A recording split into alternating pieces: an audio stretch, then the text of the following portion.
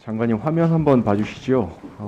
법무부에서 저희 의원실에 제출했던 자료인데 법무부 자체 운영했던 디지털 성범죄 관련 TF에서 권고안 내었던 내용 관련된 법률안들입니다.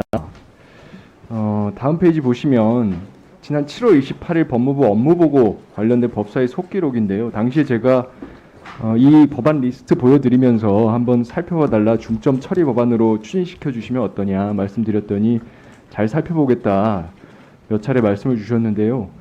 오늘이 7월 28일로부터 공교롭게 딱 70일 되는 날입니다. 살펴보신 내용이 있으면 말씀 주실 수 있겠습니까? 디지털 TF에서 얘기 나왔던 여러 가지 내용들을 포함해 가지고요. 저희는 지금 이게 실질적으로 지금 스토킹이라든가 이런 현안이 생겼고 거기 관련해서 스토킹법을 지금 개정하는 것을 좀 주력하고 있고요. 그 내용 중에서도 일부 거기에 포섭될 수 있는 부분이 있고요. 맞춰서 준비를 하고 있다는 말씀드리겠습니다. 지금 근데 이 해당 법안들 여기 리스트가 11개가 구체적으로 특정돼 있는데요. 이것과 관련돼서는 특별히 검토된 게 없을까요? 위원님, 디지털 성범죄 TF 자체의 권고이죠. 그 위원님의 가족분도 여기 포함 계시지 않았습니까? 좋은 의견 많이 주신 건 알겠는데 이걸 저희가 귀속돼가지고 여기에 맞춰서 일해야 되는 건 아니고요. 정규의 그런 그 조직 내에서 지금 이 내용들을 충분히 감안해서 지금 업무를 좀 준비하고 추진하고 있다는 말씀드리겠습니다. 이 내용을 감안해서 근데 제가 좀 의아해서 말씀을 드리는데 오늘 업무 현황 보고하신 내용 중에 주요 입법 추진 사안 리스트가 있거든요. 그런데 여기에 관련된 내용은 없더라고요. 근데 대부분의 경우에 의원 발의안으로 지금 제출이 되어 있거든요. 회차별 11회차까지 제한한 부분인데 거기서 대부분의 경우에 홍정민 의원안, 송기현 의원안, 강선 의원안, 신현영 의원안, 이수진 의원안, 박주민 의원안, 권인석 의원안 이런 식으로 대부분의 경우에 의원 입법으로 진행 중인 부분들이 있죠. 그래서 정부에서 근데 살펴본 내용이 특별히 있냐는 말씀입니다. 제가 말씀드렸죠. 충분히 참고하겠다고요. 이거 저희가 기속돼서 진행되는 건 아니니까요. 아니 뭐 기속 사항이라기보다는 좀 이 주요 내용들에 대해서 어느 정도 동의한다고 지난 업무보고 때 말씀을 주셨기 때문에 주요 추진 법안에 좀 반영이 된 게 있나 제가 여쭤본 건데 구체적인 내용이 좀 확인이 됐으면 좋겠는데 아쉽네요. 이 관련돼서도 중요한 법안들이 예를 들면 디지털 성범죄물에 긴급 보전 조치를 하는 내용들이 법안에 들어가 있습니다. 이 법안은 지금 이 권고안에 관련된 법안뿐만이 아니라 예를 들면 지난 국회에서는 김도 법사위원장님이 발의하신 법안도 있고요. 이번에 민주당 소병훈 의원님이 발의하신 법안도 있습니다. 굉장히 중요한 내용이거든요. 그 디지털 성범죄물을 압수수색 영장 청구해서 발부될 때까지 또 확산되는 걸 막기 위해서 긴급 보전하는 내용들인데요. 이런 내용 같은 경우는 좀 시급하게 해야 될 법안 아니겠습니까? 예, 근데 법률안에 이미 상당 부분 포함되어 있고 그 국회에서 진행해 주시면 법무부는 동의하십니까 이 법안에는? 제가 지금 구체적으로 좀 살펴봐야 되긴 하겠습니다만 말씀하신 70일 정도 시간이 있습니다. 아니요, 지금 저한테 의원님께서는 사전 질문지를 전혀 안 주고 계시지 않습니까? 근데 갑자기 질문하시면서 이걸 왜 모르냐 이런 식으로 장학시 주시고 식으로 부르시면 그게 11개 법안에 들어가 있어요. 지난 7월 28일 날 장관님께서 살펴보시겠다고 한 리스트에 포함되어 있는 법안 하나를 제가 예시를 든 겁니다. 위원님, 제가 외람되지만 하나만 말씀드리면 가급적이면 어차피 이게 건설적 토론을 위해서는 이 질문 요지를 미리 좀 말씀해 주시면 저희가 좀 더 충실하게 다른 분들 다 주고 계시거든요. 7월 28일에 제가 이미 질문 드린 내용입니다. 예, 제가 오늘 다시 질문 드리게 된 동기를 좀 말씀드리면 이번에 신당령 살인 사건에서도 아시겠지만 그 피해자인 고인이 협박받은 내용이 불법 영상물 유포하겠다라는 내용이었습니다. 그렇습니다. 유포가 굉장히 심각한 문제고 제가 그 당시 7월 28일 드릴 때도 하루에 지금 삭제 신청 660건이나 된다. 피해자 중에 45%가 자살 생각한다. 이런 심각한 내용이라는 말씀을 드렸고 그래서 좀 살펴봐달라고 말씀드리고요. 이게 11개 중에서 어떤 법이다 이렇게 예고 없이 말씀하시면 제가 말씀드리는 건 어렵지만 다만 이건 이렇게 말씀드리겠습니다. 말씀하신 것처럼 잊혀질 권리라든가 확산되는 것을 막을 수 있는 국가가 할 수 있는 가장 강력한 조치를 취해야 하고 거기에 대해서 거기에 부합하는 내용의 법안이라면 저희는 충분히 이번 정기 국회에서 처리될 수 있도록 법무부에서도 전향적으로 입장을 내주시면 좋겠습니다. 저도 국회 내에서 노력을 하겠습니다. 예. 다음 PPT 보여주시면 사실 오늘 이제 전자발찌 관련된 여러 가지 이야기들이 나왔는데 제가 관련돼서 좀 궁금한 사항이 하나 있어서요. 이게 전담 인력이 부족하다라는 이야기는 올해 처음 나온 이야기가 아니라 쭉 있었던 이야기 아닙니까? 그래왔죠? 예. 그래서 정기 직제에 항상 반영이 내왔었는데요. 2019년도에서 2020년 넘어가는 그 해 빼고는 2017년부터 쭉 늘어왔습니다. 근데 올해 본 예산에는 이게 반영이 안 돼 있던데 혹시 어떻게 된 건지 알고 계십니까? 저희가 행안부에다가 지금 이 증원 요청해 놓은 상태고요. 그러니까 수시직제 요구하셨다는 건 아까 말씀을 주셨는데 하반기 직제 반영시키겠습니다. 근데 정기직제에서 이게 왜 빠졌죠?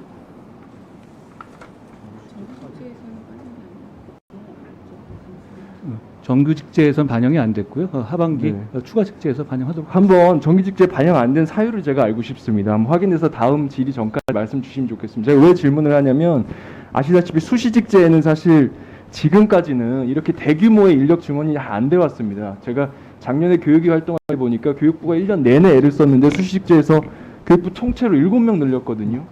그래서 지금 130명 넘게 지금 수시직제 넣으셨다는 거니까 이게 지금 수시직제로 가능한 것인지 반영이 좀 우려가 돼서요. 그 부분 확인도 해주시고 정기직제 빠지게 된 과정에 대해서도 저희가 좀 검증할 수 있도록 해주시면 좋겠습니다. 제가 좀 확인해서 이따 다시 말씀드리겠습니다. 그리고 다음으로 치료과목법 관련된 내용인데 저희 새로 입법 예고한 거 말씀하시죠? 맞습니다. 예, 9월 15일 날 이제 장관님 브리핑을 하시면서 치료 과목 확대하겠다. 그리고 특히 그 중에서도 아동 대상 성범죄자들 사후적 치료 과목, 치료 과목 기간 연장 말씀을 하셨는데 제가 취지에 대해서 충분히 이해를 하고요. 그런데 이제 이것 관련돼서 혹시 치료 과목가 연장이 되게 되거나 아니면 치료 과목 대상이 늘어나면 결국은 이분들이 치료 감호소로 가게 되지 않습니까? 국립법무병원으로 가게 되는데 국립법무병원 쪽하고도 어느 정도 실무적인 협의가 된 것인가요?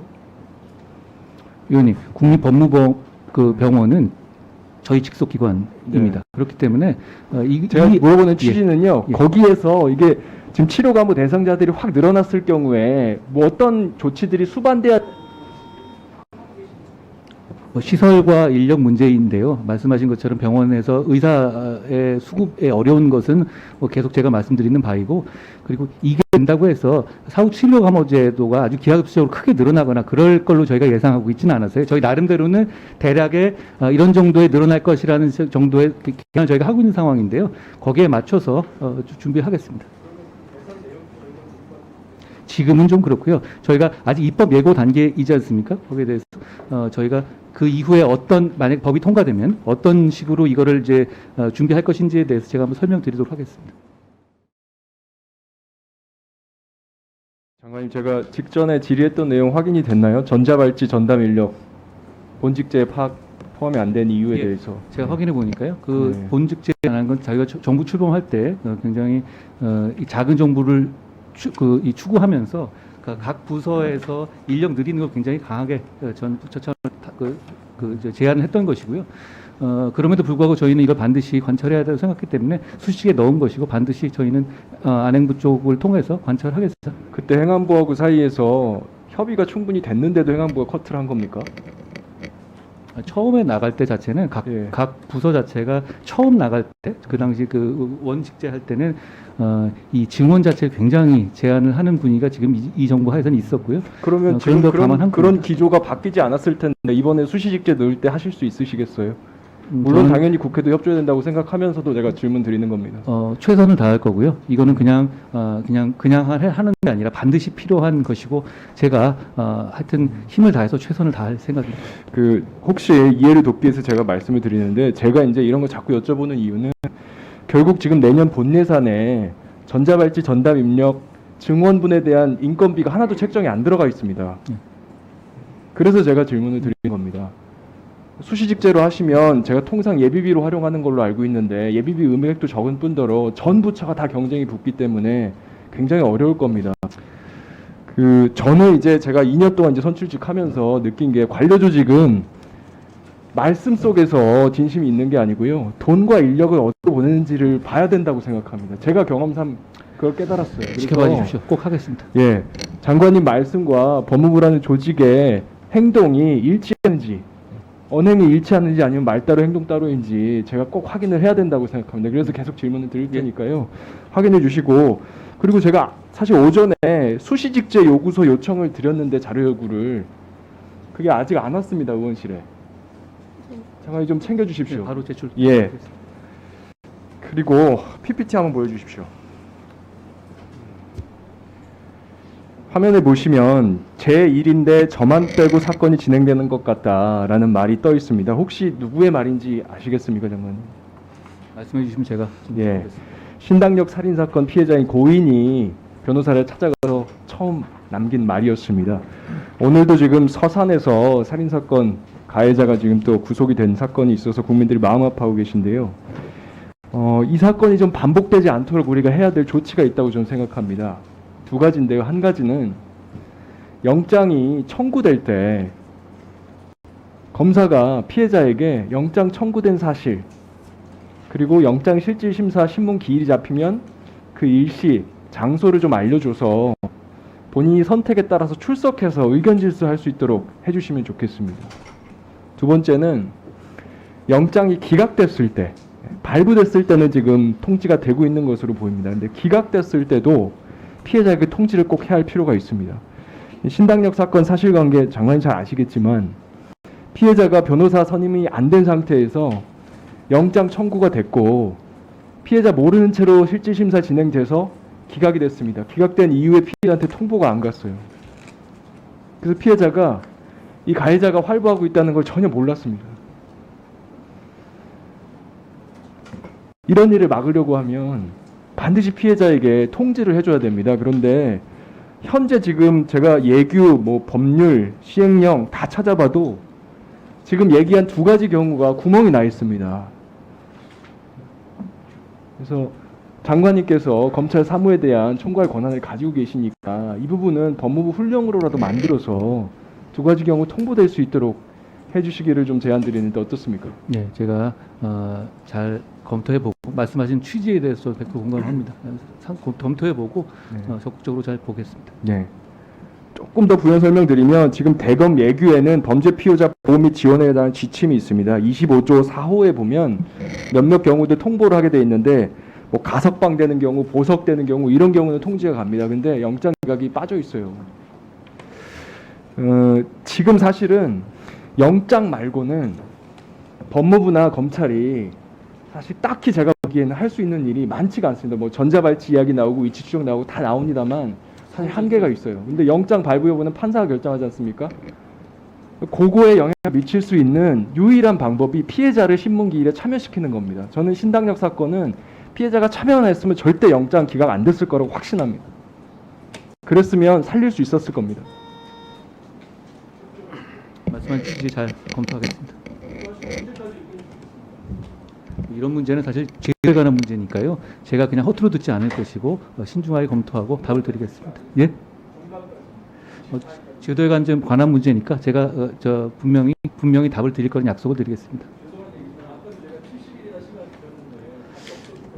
근데 그 70일은 그 TF에서 저희가 기소받거나 참고만 하면 되는 것이어가지고 그거랑은 좀 성격이 다르고 지금 주신 말씀은 하고는 좀 다른 것이고 예.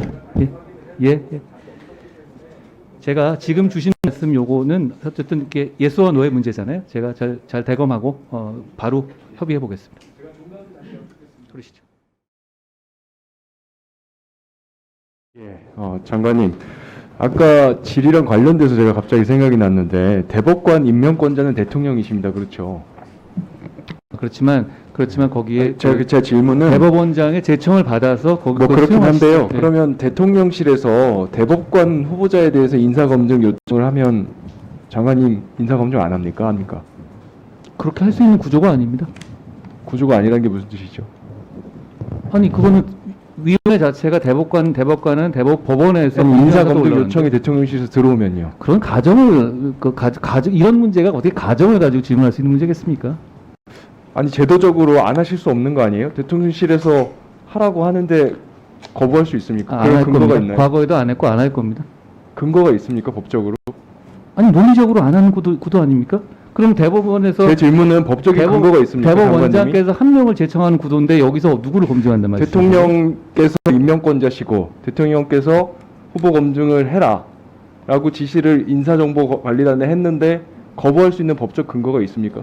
했는데라는 데서 어폐가 있네요. 가정을 가지고 말씀하시지 않습니까? 지금 안 하고 있고 지금까지도 안 해온 걸 없다는 가지고 뜻이잖아요. 앞으로 이런 일이 일어날 텐데 네. 이렇다? 이렇게 질문하시면 제가 답을 하기는 없죠. 없다는 뜻입니다. 지금 장관님 말씀 속에서 없으면 있으면 있다고 말씀하시겠죠. 그렇게 할 수 있는 구도는 아니죠. 당연히. 좀 위험하다는 생각이 갑자기 듭니다. 뭐가 네. 위험하다는 말씀이신가요?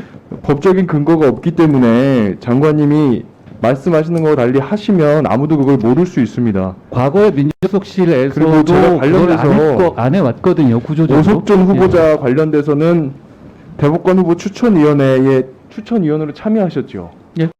장관으로서. 예. 당연직 참위원으로 7월 14일 날 후보 추천위원회가 있었던 것 같은데요. 당시에 이렇게 말씀을 하셨습니다. 법치주의와 민주주의의 상징, 걸맞은 분이 추천될 수 있도록 역할을 하겠다. 혹시 그 오석준 후보자 추천하는 과정에서 하신 역할에 대해서 말씀 주실 수 있습니까? 그게 위원으로서 거기에 대해서 의견을 내고 투표를 하고 이런 거죠. 어떤 의견이셨는지 얘기하실 수 있습니까? 그거 부적절하다고 생각하지 않으신가요? 하실 수 없다는 취지로 이해하겠습니다. 그 그러니까 오석준 후보자 위원회에서 관련돼서 누구에게 표를 던졌는지는 800원 대법관이라고 하는 800원 대법관이라고 하는 온라인상의 표현들이 지금 있습니다. 혹시 알고 계십니까? 뭐 저는 모르겠습니다. 아, 그 800원 판결 버스 관련 횡령 말씀하시는 해고 거죠? 사건 혹시 들어보신 적 없습니까? 위원님, 오석준 대법관 선임을 제가 거기 위원으로 들어갔다고 알고 저에게 좀 계십니까? 물어보시는 건가요? 알고 계십니까? 그게 뭔지 무슨 얘기인지는 압니다. 네. 관련돼서 혹시 인지하고 계셨습니까? 후보 추천위에 들어가실 때? 전 거기서 나온 자료를 가지고 본 것이고요. 예, 거기에 대해서 어떤 자료가 뭐가 있는지를 제가 법원의 인사 관련한 부분에서 위원으로 간 것이기 때문에 제가 답하는 건 적절하지가 않습니다. 근데 저는 약간 놀라운 것이 그 오석준 대법관에 대한 어떤 비판적 견해를 그게 위원에 들어갔다는 이유로 저에게 물어보시는 게 좀 의아하긴 합니다.